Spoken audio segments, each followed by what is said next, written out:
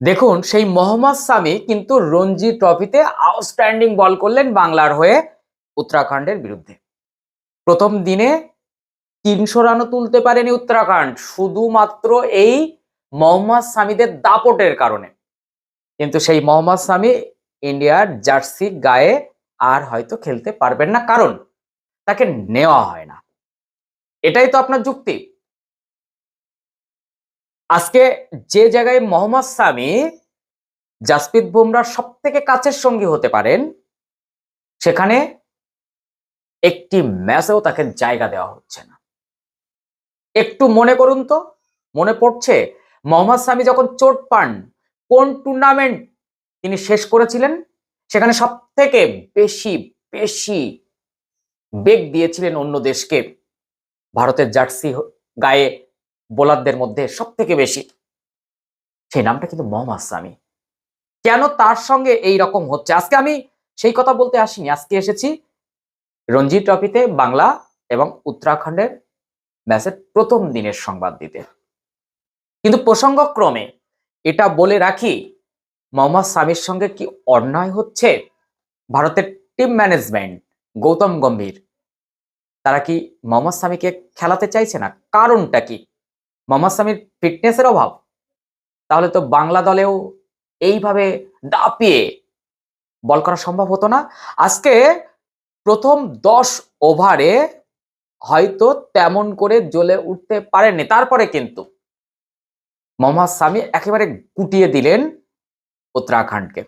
সেখানে উত্তরাখণ্ড প্রথমে ব্যাট করে, তার কারণ বাংলার টসে যেতে বাংলার ক্যাপ্টেন অভিমন্যু এসরান তিনি কিন্তু ফিল্ডিং এর সিদ্ধান্ত নেন। সেই জায়গা থেকে ওই যে বলে ওস্তাদের মার শেষ রাতে 213 রানে গুটিয়ে যায় উত্তরাখণ্ড। প্রথম ইনিংসে 213 রানে গুটিয়ে যাওয়ার এই মূল হোতাটা যিনি, তার নাম মোহাম্মদ সামি। যাই হোক, উত্তরাখণ্ডের বিরুদ্ধে টসে জিতে ফিল্ডিং এর সিদ্ধান্ত নেন বাংলার অধিনায়ক অভিমন্যু এসরান। এই অভিমন্যু এসরানকে নিয়েও কিন্তু অনেক কথা জমে রয়েছে। তাকে নেওয়া হয় দলে, খেলানো হয় না। কারণ কি? সত্যি কি ক্রিকেটে বাংলা ব্রাত্য? সৌরভ গঙ্গোপাধ্যায়ের পর আর কোনো ক্রিকেটার কিন্তু সেইভাবে জায়গা পেলেন না। ঋদ্ধিমান সাহা, মোহাম্মদ সামি, যারা বাংলার হয়ে দাপিয়ে ভারতের জার্সিতে তাদের দাবি থাকবে যে সেখানেও দাপাদাপি করবেন, কিন্তু তাদেরকে নেওয়া হয় না। যাই হোক, ইডেনের এই সবুজ পিচে ভারত কিন্তু 4 জন টপ গ্রেড ফাস্ট বোলার নিয়ে নামে। কিন্তু আকাশদীপ আজকে উইকেট শূন্য ছিল, তার তার ঝুলিতে উইকেট আসেনি। সেখানে ঈশান পোরেল, সুরাজ সিন্ধু জয়সওয়াল, আর তার সঙ্গে একদম যোগ্য মোহাম্মদ সামি। আমি বলবো দুই ওপেনার উত্তরাখণ্ডে, তাদের কিন্তু ত্রাস ভয় পাইয়ে দেওয়া বল বল করে এই বাংলার বোলাররা। 12 রানে প্রথমেই তাদের উইকেট পড়ে উত্তরাখণ্ডের অবনীশ।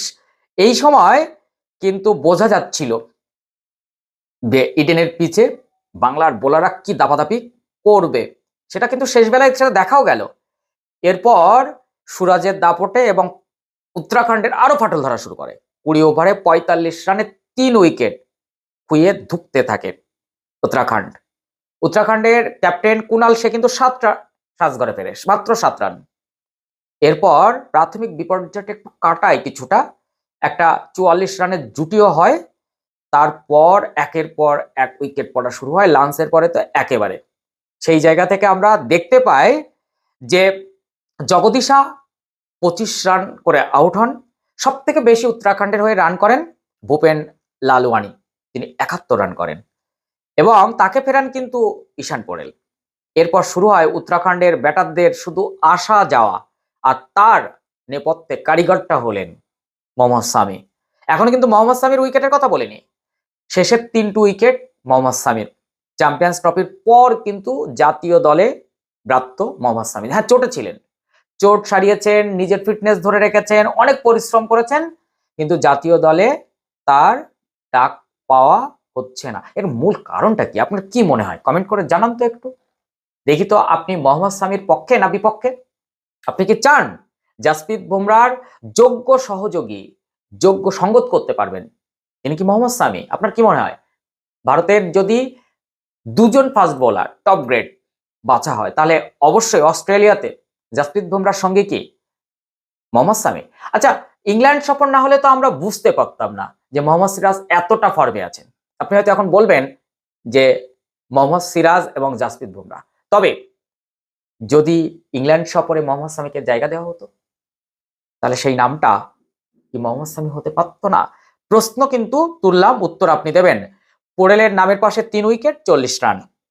সেই জায়গা থেকে অবশ্যই মোহাম্মদ সামি কিন্তু কোনো অংশে পিছিয়ে নেই, তারও কিন্তু 3টি উইকেট। এই জায়গা থেকে 4 উইকেট পেলেন সুরাজ সিন্ধু জয়সওয়াল, 3 উইকেট মোহাম্মদ সামি আর 3 উইকেট ঈশান। সেক্ষেত্রে আকাশদীপ কিন্তু উইকেট পেলেন না। তবে একটা দুঃখের খবর রয়েছে, ব্যাট করতে নেমে অভিমন্যু ঈশ্বরন প্রথম বলে আউট হয়ে যান। ভারত প্রথম দিনে 8 রানে 1 উইকেট। একেবারে শেষ বেলায় এই উইকেটটা হারানো একটু কোথাও খোঁচা লাগছে। যাই হোক, অপরাজিত অবস্থায় সাজঘরে ফেরেন প্রথম দিন খেলা শেষ করে সুদীপ ঘরামি 7 এবং সুদীপ চ্যাটার্জি 1। এখনো 205 রানে পিছিয়ে বাংলা। দ্বিতীয় দিনের খেলা শুরু হওয়ার আগে অ্যাডভান্টেজ কিন্তু বাংলার। সেই জায়গা থেকে রঞ্জি ট্রফি কিন্তু বেশ জমে উঠেছে। এই খবরটা আপনার কাছে পৌঁছে দিলাম। যদি ভালো লাগে অবশ্যই একটা লাইক করে দেবেন, একটু শেয়ার করার অনুরোধ রইল। যদি চ্যানেলে নতুন হন তাহলে অবশ্যই চ্যানেলটি সাবস্ক্রাইব করে পাশে থাকা বেল আইকনটি প্রেস করে রাখবেন। এইরকম তথ্য সমৃদ্ধ ভিডিও পেতে ভীষণ সুবিধা হবে। আর যদি আপনি ফেসবুক থেকে দেখেন তাহলে অবশ্যই কিন্তু ফলো দিয়ে রাখবেন।